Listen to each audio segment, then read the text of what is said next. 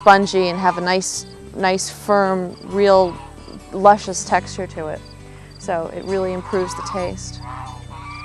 Purchasing these foods, they do cost more, but they taste absolutely fantastic. I mean, they really put the industrial breeds to shame in terms of how they taste. So it doesn't take much convincing. They just have to taste the product once to be converted.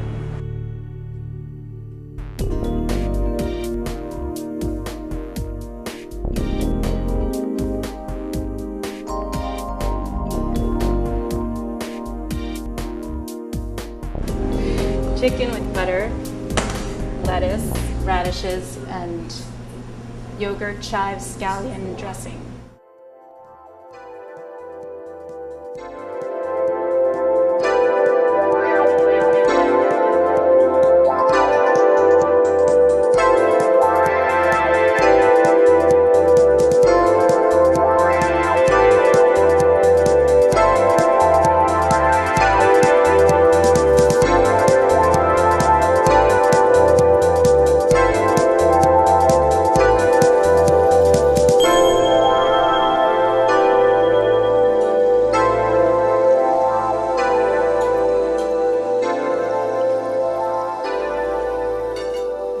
We spend the least percentage of our incomes in this country of any other country in the world on our food, and that where does that come from? It's not just because we make a lot of money, right? It comes from the fact that we want our food to be cheap, and so that the industry has responded in such a way that we make it the cheapest possible food instead of the best tasting, best quality food.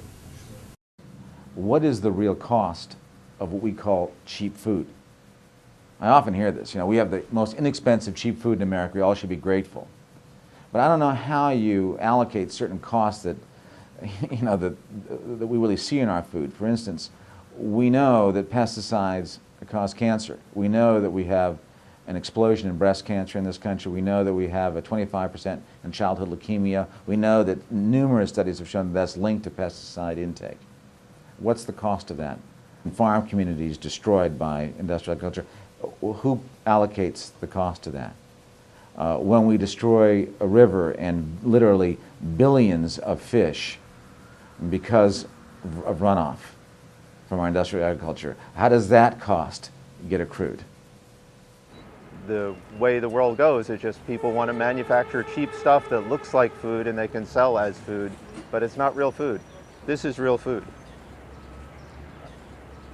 There's a lot to be said for a proper diet that's not marginalized by processed food. I think some people right now, it's too late for them to understand, but I think if we're able to do something with the children, then we're going to be able to move forward, not maybe us, but the generation after us. And that way people will understand, and they will also change their mind about buying, the produce that they need to buy. And because there's mind we cannot change, but the younger mind we can change that now. Mm-hmm. But you also need the parents of the children to somehow provide that.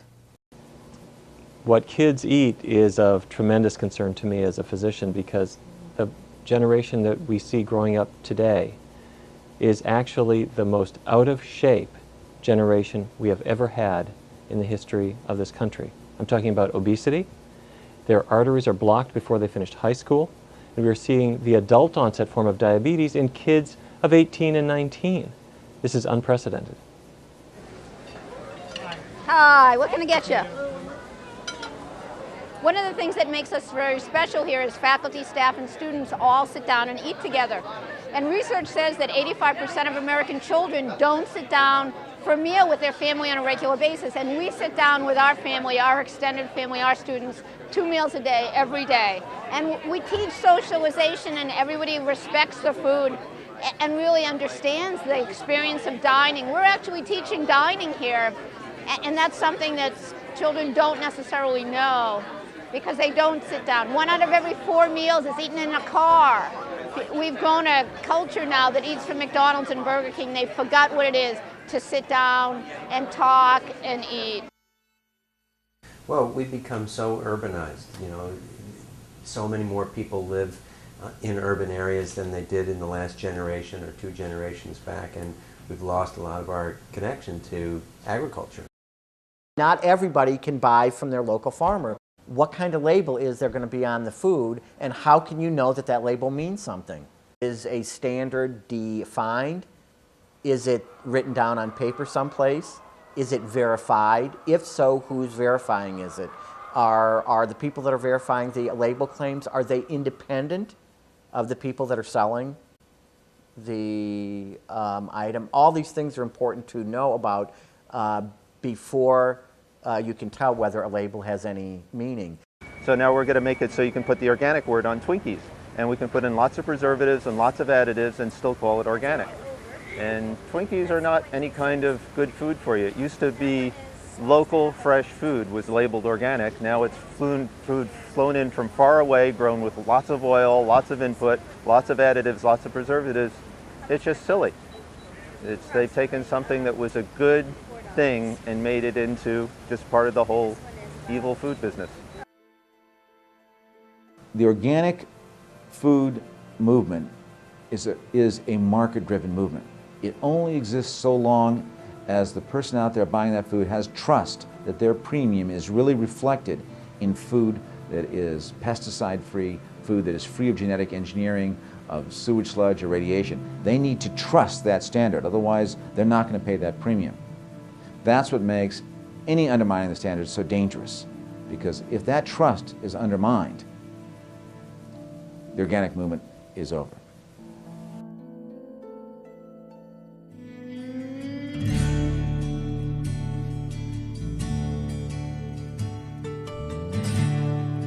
Strawberries used to be completely seasonal. Right. June, that's it, and they're gone, and that's Long Island and Massachusetts and New Jersey, and then California started doing all this intensive breeding and selecting. They got it to the point where they selected all the flavor out of the strawberry. They could look beautiful, and they were huge, and they might have even had high sugar content and could live for 3 weeks in a boxcar and in our walk-ins, but they didn't really taste like anything.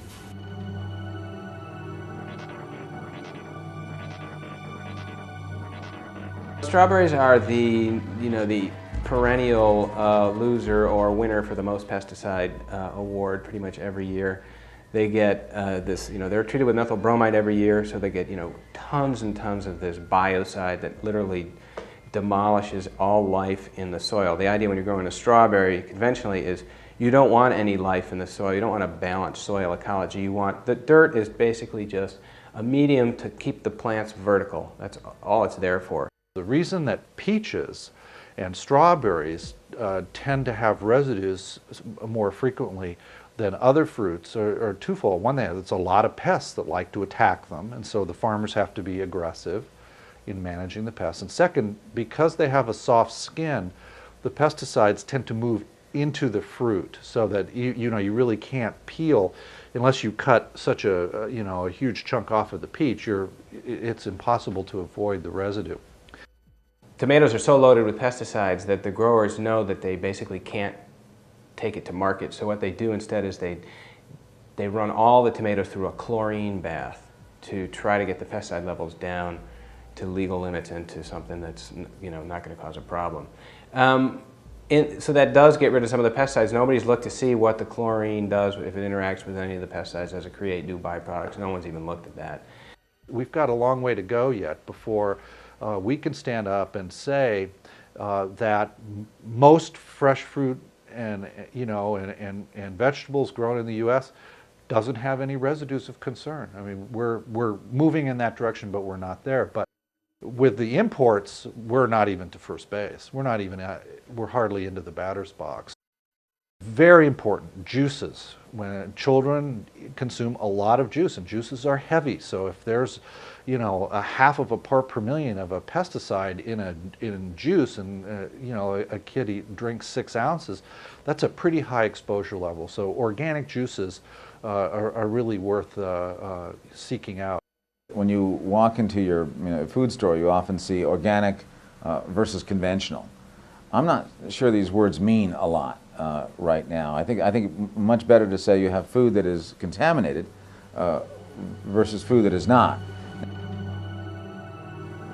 It turns out that the Colorado River is contaminated with a component of rocket fuel called perchlorate, and it probably has been for decades, as a result of defense contractor plants outside of Las Vegas that were dumping thousands and thousands and thousands of pounds of this rocket fuel contaminant into the Colorado River, essentially. That river is used to irrigate vegetables in the Imperial Valley, which grows about 90% of the U.S. lettuce crop for the months December through February or March. Very high levels of this perchlorate is taken up by the lettuce, which uses a lot of water, and we've come to know lots of other crops that are grown in that same area with that same water. So because of a Defense Department contractor pollution, upstream you've contaminated Lake Mead and the whole Colorado River system, and you've got these vegetables that take up the water and they concentrate the levels of rocket fuel to very high levels. It's inside the plant. There's nothing you can do to get it out. And it turns out that it's a very serious hazard for the developing fetus and for small children. If ecosystems have been sprayed with chemicals for long periods of time, it's hard to find all the natural enemies that are there. So you have to get off of the pesticide treadmill.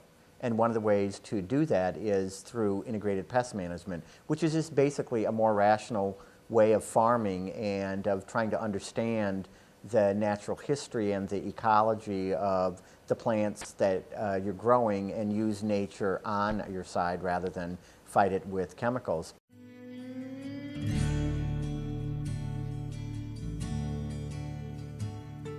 To put your effort into producing a superior product at a little bit higher risk, you know, you do deserve to get paid for it, right, well, and we deserve to support them.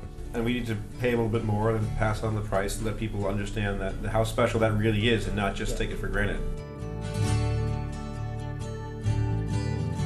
Community-supported agriculture, what that really describes, those three words, is people joining a farm or becoming members, supporting a farm in a very real way, so in a financial way, which on our farm that means that in January through May, people pay for their share in advance. This large-scale industrial agriculture has created a niche, and that's where small, organic, sustainable agriculture, I feel, will thrive, because they're forcing people to go look for higher quality, better flavor, more variety. Prince George is a supportive housing residence for low-income working adults and formerly homeless. We created a community-supported agriculture program, and our farmer visits here regularly and meets with tenants and community members, and it's a partnership about what kind of vegetables we want and what he can grow.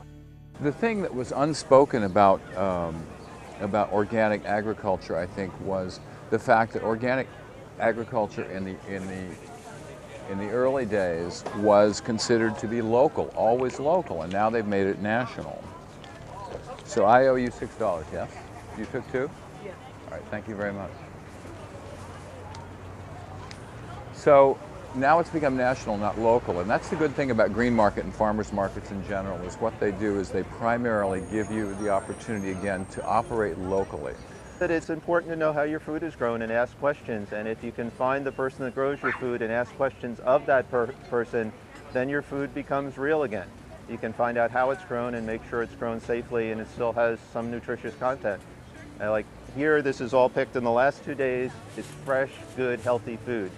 And it'd be nice if we had a government, if people led the government to not subsidize junk food and instead subsidize food that is actually healthy. Or at least leave us alone, the people that grow fresh, healthy food, and not hurt us, then we could do it. But it really hurts when they take our tax money and hand it to people to make potato chips. The real beneficiaries of huge government farm payments are not the farmers. They're still going out of business. Even the big guys are going out of business. It's really the major supranational food conglomerates who are benefiting, because they are getting their raw materials at an artificially low price, below the cost of production, because the government's subsidizing. Guys who aren't making any money anymore, you know, with traditional large-scale farming, are finding that by making better products on a smaller scale in a more responsible way, they can actually sell it for more money and survive in a better lifestyle. Mm-hmm.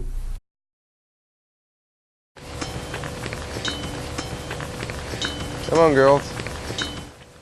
Only by really accepting the biodynamic underlying principle, you can actually, farming becomes the only sustainable way of creating value. Any other value you create in industry is input-output, and there's waste attached to it. Whereas in a very healthy biodynamic farm, there's no waste. Everything has a role to play in the system, and in modern conventional farming, manure becomes a waste. Well, obviously that's the absolute ridiculous thought. So in a healthy farm, manure becomes a key element through becoming compost in actually maintaining and increasing your soil fertility. We let the sunlight feed the grass feeds the ruminants.